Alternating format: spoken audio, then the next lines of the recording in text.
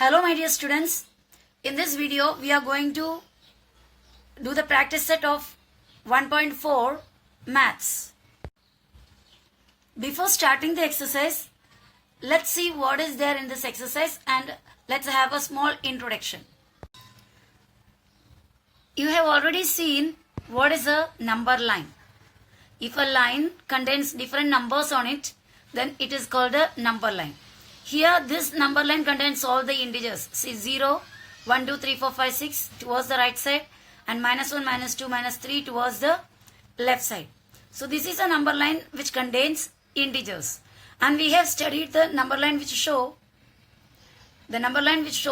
rational numbers, upon wale, fractions. That we have done in the previous exercise. Now here we are going to show an irrational number on a number line. एक irrational number को number line में किस तरह marking करना है. Okay. Before that, let us try to recall this Pythagoras theorem. हम जरा इसको याद करते हैं. Pythagoras theorem क्या है? We have studied it in 7th standard. Pythagoras theorem. Pythagoras theorem is related to 90-degree right angle triangle. The biggest side in a right angle triangle is called hypotenuse. Right angle triangle का सबसे बड़ा side को hypotenuse कहते हैं. And the Pythagoras theorem states that hypotenuse square is equal to one side square plus other side square. That means if we want to find out the length of hypotenuse and we have the length of other two sides, then just add the squares of the other two sides and we'll get the square of hypotenuse. Let's see with an example. See here I have drawn a right angle triangle ABC. Okay. Now let this measure be 3 centimeter and this let it be 4 centimeter. And now we have to find out the length of AC. AC is the hypotenuse. Okay. So according to Pythagoras theorem we can write AC square. AC square equals what? That is the hypotenuse square. The biggest side which is just in front of the corner, that is 90-degree vertex. The angle in the 90-degree right angle ke samne will get the hypotenuse. So hypotenuse square, that is AC square, is equal to one side square. We can consider any of these two sides as one side. So I am considering AB, one side square plus the other side means that is BC square equals, we are getting AC square, okay, AC square. AB square is 3, AB is 3 and its square plus BC, the value of BC is 4, its square. Again we are getting AC square only, we are not getting AC, only we are getting AC square. From the AC square we have to find out AC, okay, by taking the square root. 3 square is 9 plus 4 square is 16. Therefore AC square is 9 plus 16 is 25. Therefore AC is taking the square root of both the sides. दोनों side का square root निकालो. AC square में से AC find out करना है. ये square को यहाँ से हटाना है तो दोनों साइड का स्क्वायर रूट निकालो. You know square root, isn't it? I hope you know square. आपको स्क्वायर का आइडिया होगा. Last year we have studied the square of many numbers and we have studied how to take the square root of the numbers also. So AC square is equal to 25. AC is the square root of 25 is 5. Because 5 is a 25. That's why 5 is the square root of 25. So we got AC. AC is 5 centimeter. 5 centimeter. Okay. This was Pythagoras theorem which we have studied last year. Now the same Pythagoras theorem I am going to apply for drawing these irrational numbers or for showing these irrational numbers on a number line. यही same Pythagoras theorem को मैं use करने जा रही हूँ एक number line में irrational number को मार्किंग करने के लिए. Okay, so for that purpose I am drawing another triangle, right angle triangle, and let us find out the length of the hypotenuse in that. I need a unit measure, unit distance. Unit distance means one distance. Unit means हम one unit का मतलब होता है one के लिए हम unit बोलते हैं. तो मैं एक यूनिट डिस्टेंस ले रहा है. यूनिट डिस्टेंस मतलब 1 सेंटीमीटर मैं यहाँ पर लूं तो we are getting only this much and the figure can not be shown properly in this short length, इतने छोटे से लेंथ में हम ये फिगर को अच्छे से एक्सप्रेस नहीं कर पाएंगे. So we need a little bigger measure. So I am taking 4 centimeter and telling that it is 1 unit. बड़ा एक लेंथ ले रही हूँ 4 centimeter. From here I am taking 4 centimeter. Okay, this is 4 centimeter and I am declaring that this is 1 unit. और मैं ये 4 centimeter को एक यूनिट मान रही हूँ. Okay, you can take 3 centimeter also. Why we are taking more than 1 centimeter, 3 centimeter, 4 centimeter, 5 centimeter and considering it as 1 unit? हम क्यों ले रहे हैं 4 सेंटीमीटर या 5 सेंटीमीटर लेके उसको 1 यूनिट मानते क्यों है? Why don't we take 1 centimetre and considering it 1 unit?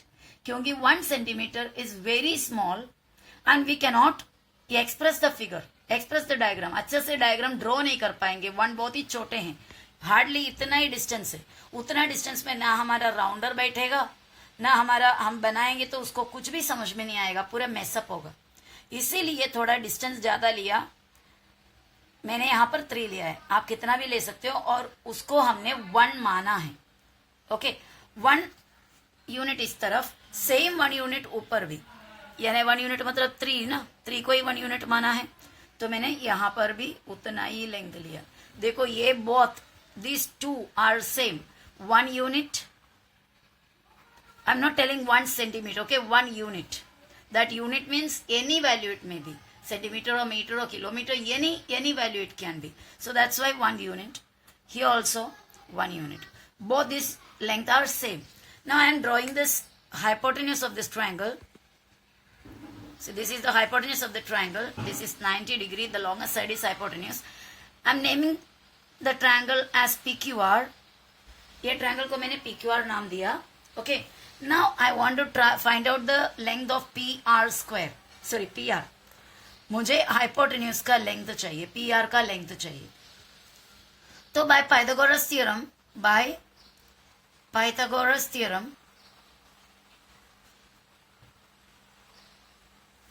PR square is equal to PQ square. I'm directly putting the value. No, let us write full.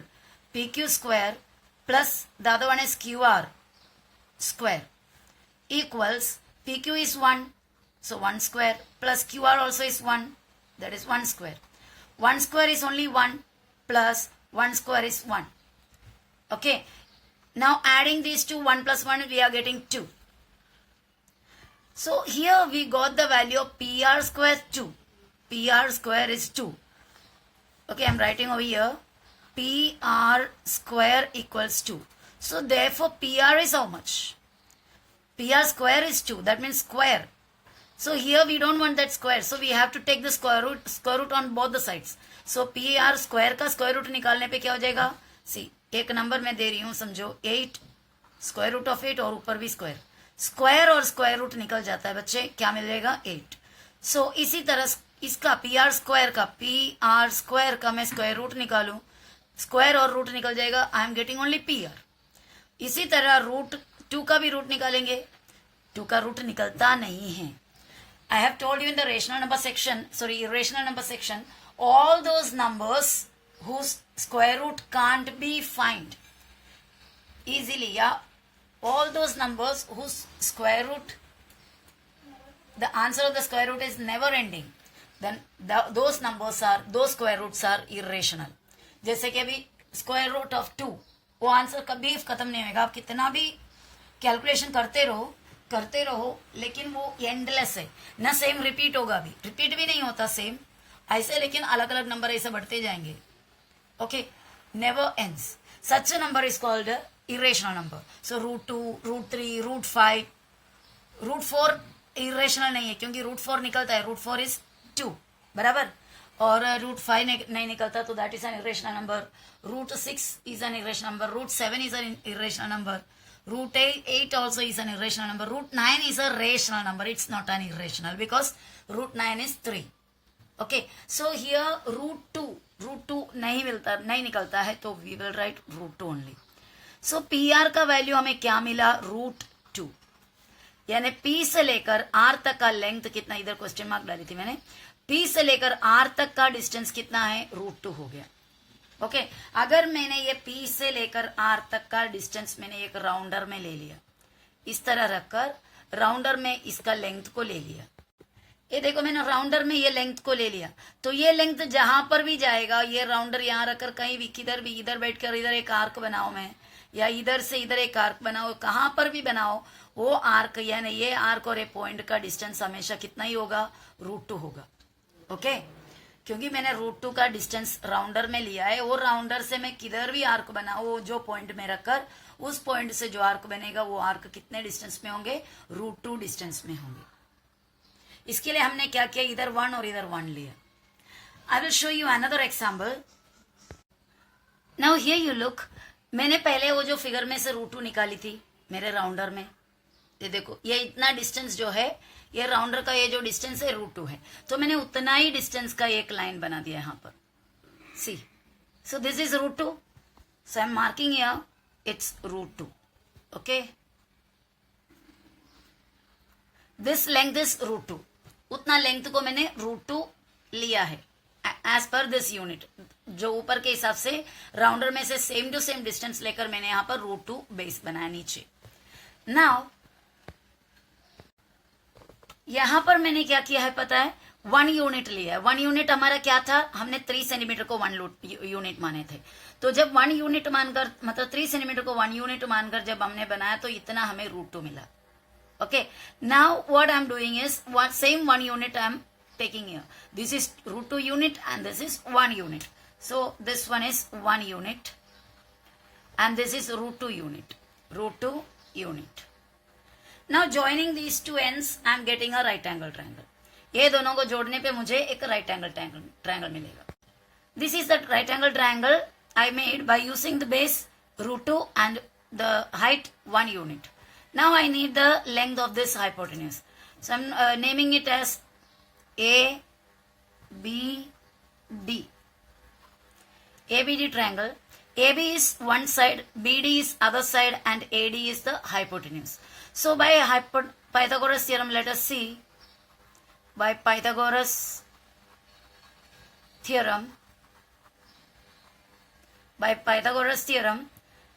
we are going to find out the length of hypotenuse. AD square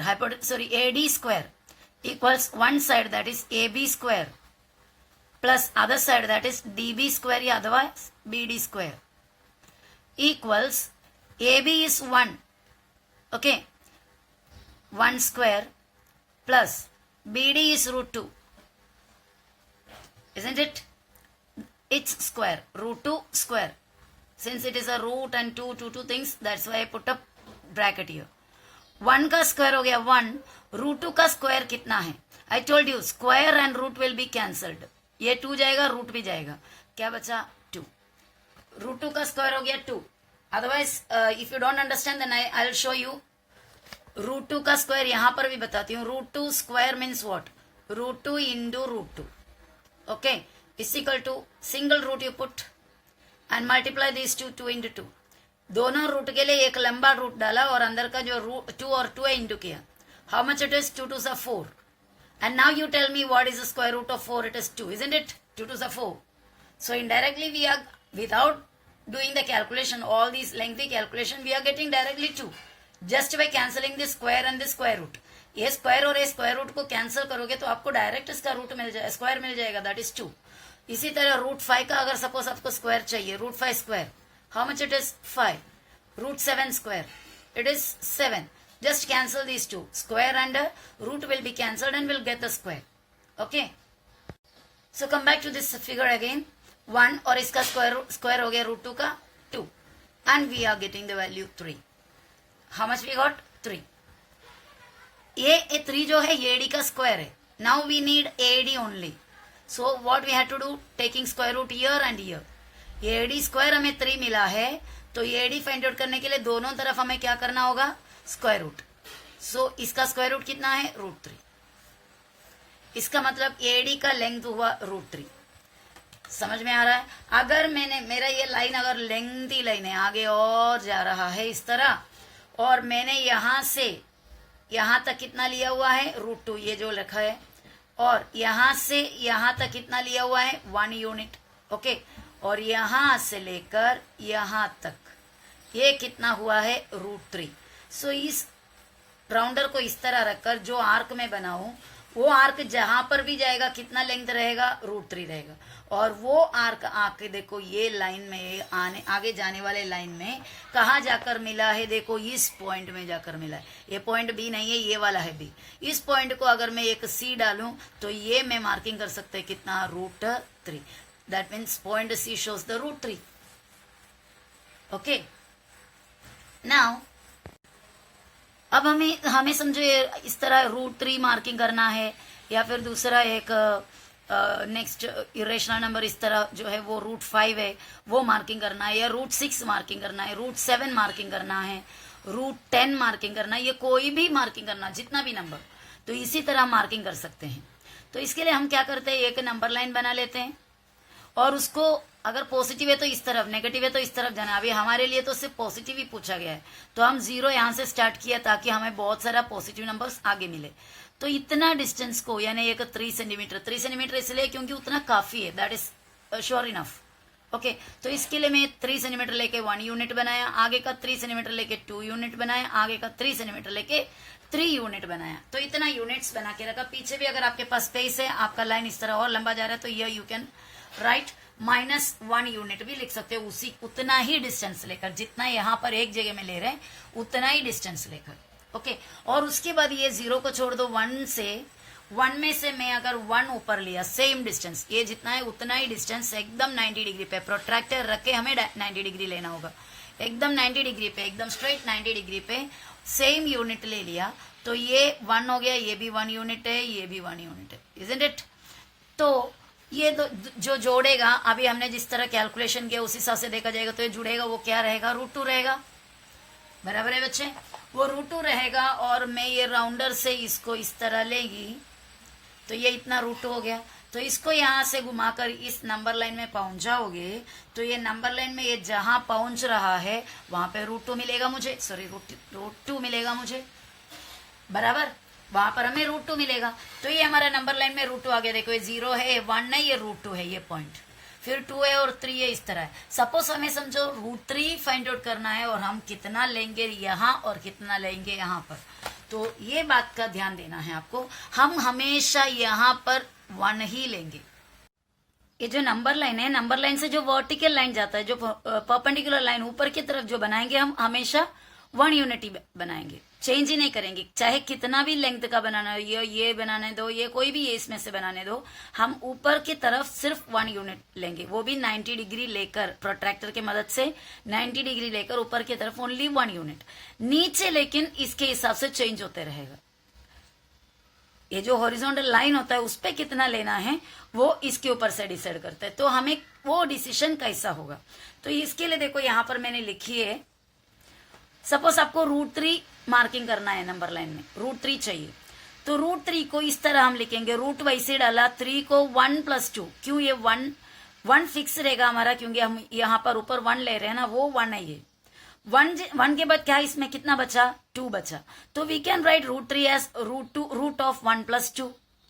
अब उसके बाद इसको separate करो, actually ये separate नहीं कर सकते इस तरह, लेकिन हमारा कन्वीनियंस के लिए हम कर रहे हैं, तो √1 अलग लिखो प्लस √2 अलग लिखो। अब आप बताओ √1 कितने होते हैं, 1 होते हैं, बराबर, 1 का √1 है, प्लस 2 का रूट हमें नहीं मालूम, क्योंकि 2 का रूट फाइंड आउट नहीं कर सकते, it is an irrational number, find out कर सकते हैं लेकिन पॉइंट वाइज जाएगा, पॉइंट पे। तो ये क्या करेंगे, हम ये वाले को वैसे ही रखेंगे। तो इसका मतलब वर्टिकली यानी ऊपर की तरफ 1 लेंगे, नीचे नंबर लाइन में कितना लेंगे, √2 लेंगे। समझ में आ रहा है, 1 और √2 लेंगे तो हमें क्या मिलेगा, √3 मिलेगा। तो 1 तो हमें आसानी से मिलेगा, √2 नहीं मिलेगा, तो इसके लिए पहले क्या करना पड़ेगा, हमें √2 फाइंड आउट करना पड़ेगा। अभी √2 कैसे बनाएंगे वो देखने के लिए √2 को किस तरह करेंगे, इज इक्वल टू √1 + 1 करेंगे। 1 पहले हटा दिया, ये ऊपर की तरफ बनाने वाला, और दूसरा और एक 1। अब इसका √1 और √1 सेपरेट करो, इसका रूट कितना 1 प्लस इसका रूट कितना 1, समझ रहे हो। इसका मतलब हम हॉरिजॉन्टली 1 लेंगे, वर्टिकली भी 1 लेंगे, वही हमने यहाँ पर बनाए थे, हॉरिजॉन्टली 1 लिया, वर्टिकली भी 1 लिया, तो हमें क्या मिला, √2 मिला. ओके. और माय डियर स्टूडेंट्स, अगर if you want to show √5 on a number line, अगर आपको √5 नंबर लाइन में बनाना है तो आप इसको क्या करेंगे, आप इसको स्प्लिट करेंगे पहले. ओके. इक्वल टू डाला, रूट बड़ा सा डाले, 5 को स्प्लिट करके 1+4 डालेंगे, 6 है तो 1+5 डालेंगे, 7 है तो 1+6 डालेंगे. समझ रहे हो. और उसके बाद इसको क्या करेंगे, ये √1 अलग किया और √4 अलग किया. और इसको क्या करेंगे, √1 यानी 1 होता है, और √4 का रूट कितना होता है आपको पता है, 2 2 4 है ना, तो √4 हो गया 2. तो हम वर्टिकली 1 लेंगे, हॉरिजॉन्टली 2 लेंगे. यानी जो नंबर लाइन है ये 0 है, ये 1 है, ये 2 है समझो. और वर्टिकली लेंगे 1, ऊपर की तरफ 1 लेंगे, वो तो फिक्स है. हॉरिजॉन्टली कितना लेंगे, 2. तो यहां से 2 पर जाएंगे, 2 में से 1 ऊपर लेंगे. समझ रहे हैं. ये 2 हो गया, ये 1 हो गया, तो ये जो ड्रॉ करेंगे वो कितना होगा, √5 होगा. Okay. Let's consider √7 also, otherwise √6. √6 को करते इसी तरह. क्या करेंगे हम, √1 चले जाने के बाद 6 में 5 बचा, इसको लिखेंगे √1 और √5. समझ रहे हो. √1 कितना होता है, 1 होता है, पर √5 नहीं निकलता, तो हमें √5 ही रखना पड़ेगा वो. तो ये अगर बनाना है आपको, √6 अगर मार्किंग करनी है तो पहले आपको √5 बनाना होगा. √5 कैसे बनाए थे, हमने इस तरह बनाए थे √5. तो ये बनाने से पहले आपको √5 बनाना पड़ेगा. √5 ये मिलेगा, इधर से इस तरफ आएंगे तो ये √5 है. और आपको वो ये जो डायग्राम है, ये जो √5 मार्किंग किया हुआ नंबर लाइन है, ये पूरे मार्किंग के बाद आपको √6 बनाने होगा. यानी नीचे की तरफ √5 लेंगे और वहां से आप 1 ऊपर लेगा, और यहां से ये जो बनाएंगे वो √6 होगा. और ये √6 का इधर से हम आर्क बनाएंगे इस तरफ, तो हमें यहाँ पर √6 मिलेगा. समझ में आ रहा है. √7 के लिए क्या करेंगे, √7 क्या करेंगे, √1+6 करेंगे.